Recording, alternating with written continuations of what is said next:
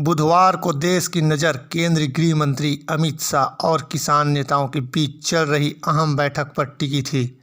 यह बैठक खत्म भी नहीं हुई थी कि एक बजते बजते आई एक खबर ने देश को सकते में डाल दिया।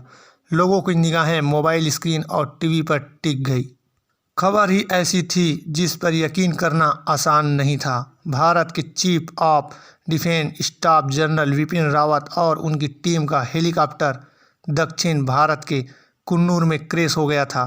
भारत सरकार या भारतीय सेना की तरफ से कोई आधिकारिक जानकारी नहीं दी गई थी। उस वक्त लोग दुआ कर रहे थे कि सब ठीक हो।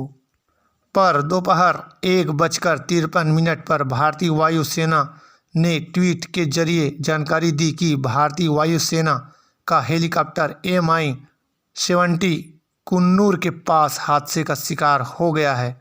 जनरल विपिन रावत इसमें सवार है। हादसे के कारणों का पता लगाने के लिए जांच घोषित कर दी गई है। और वो खबर सच हो गई थी जिसके झूठे होने की दुआ पूरे देश कर रहा था। लेकिन अब भी जनरल रावत की सेहत के बारे में ठोस जानकारी नहीं थी। मीडिया और चश्मदीदों के हवाले से पता चल रहा था कि हादसा भीषण है और किसी के बचने की उम्मीद बहुत कम है। फिर भी लोग ये आस लगाए बैठे थे कि कोई चमत्कार हो और खबर आए कि जनरल रावत जिंदा है।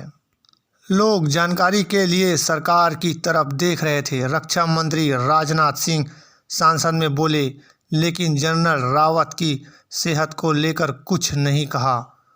कयासों और आशंकों के बीच धुंधली ही सही एक उम्मीद थी कि देश का जनरल जिंदा है। लेकिन शाम 6:03 पर भारतीय वायुसेना ने अपने बयान में जनरल रावत की मौत की पुष्टि कर दी। वायुसेना ने कहा, गहरे दुख के साथ अब इस बात की पुष्टि हो गई है कि जनरल विपिन रावत, उनकी पत्नी मधुलिका रावत और 11 अन्य लोग जो हेलीकॉप्टर पर सवार थे, उनकी इस दुर्भाग्यपूर्ण हादसे में मौत हो गई है। इसके ठीक 26 मिनट बाद शाम 6:29 पर प्रधानमंत्री नरेंद्र मोदी ने जनरल रावत की मौत पर दुख प्रकट किया। इसके बाद देश और दुनिया के शोक की जो लहर शुरू हुई वो अब भी जारी है। इजराइल, चीन, पाकिस्तान, रूस, अमेरिका और दुनिया भर के नेताओं और सेना प्रमुखों ने जनरल रावत की मौत पर दुख और अफसोस जाहिर किया। गम में डूबा भारत अभी अपने नुकसान का सही अंदाज़ा नहीं लगा पाया। भारत के सैनिक नंबर 1 ने ऐसे समय में दुनिया छोड़ी है जब भारत कई मोर्चों पर चुनौतियों से जूझ रहा है। एक तरफ चीन के साथ सीमा पर तनाव है तो दूसरी तरफ पाकिस्तान भारत की अशांति फैलाने के मौके की तलाश में है। अफगानिस्तान में तालिबान ने सिर उठा लिया है जिसका असर भारत की सुरक्षा पर पड़ना तय है।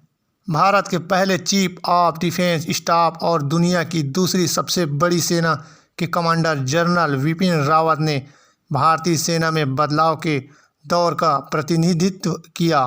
उनके नेतृत्व में भारतीय सैनिकों के चीन के सैनिकों की आंख में आंख डालकर देखा। रूस से एक 400 मिसाइल सिस्टम खरीदकर अमेरिका के दबाव को धत्ता बता दिया। राफेल लड़ाकू विमान हासिल किए। अपनी सैन्य ज़रूरतों को ग्लोबल पॉलिटिक्स और कूटनीति पर तरजीह दी। जनरल रावत जिस Mi-17 हेलीकॉप्टर में सवार थे, उनकी गिनती दुनिया के सबसे शक्तिशाली और भरोसेमंद हेलीकॉप्टर में होती है। भारत के प्रधानमंत्री भी इसमें सफ़र करते हैं। डबल इंजन के इस हेलीकॉप्टर के क्रैश होने की आशंका बेहद कम रहती है। इस इंजन खराब होने पर दूसरा इंजन इसे संभाल लेता है। रावत के हेलीकॉप्टर और बेहद अनुभवी pilot group captain Varun Singh उड़ा रहे थे। उनकी दक्षता और अनुभव शक से परे है। ऐसे में मानवीय मूल्य भी संभावना बेहद कम है। Mi-70 का रोटर भी बहुत ताकतवर होता है और एक्सपर्ट मानते हैं कि ये बहुत शक्तिशाली थ्रड पैदा करता है। हो सकता है पायलट को पेड़ न दिख पाया है। ऐसे भी हो सकता है कि हेलीकॉप्टर को जानबूझकर बादल के नीचे उड़ाया जा रहा हो और यह भी हादसे की वजह बन गया हो। लेकिन अभी ये सब आशंकाएं और कसाय भर है। हादसे की असली वजह जांच के बाद ही पता चलेगी। चश्मितों के मुताबिक उन्होंने जोर के धमाके की आवाज़ सुनी। हेलीकॉप्टर पेड़ों से टकराया था। उसमें रावत को नीलगिरी पहाड़ों में स्थित डिफेंस सर्विस स्टाफ कॉलेज वेटिंगटन पहुंचा था और यह फैकल्टी और स्टूडेंट ऑफिसर्स को संबोधित करना था। वो मंजिल से सिर्फ 10 मिनट दूर थे। तो फ्रेंड, इतनी ही जानकारी हमारे पास था।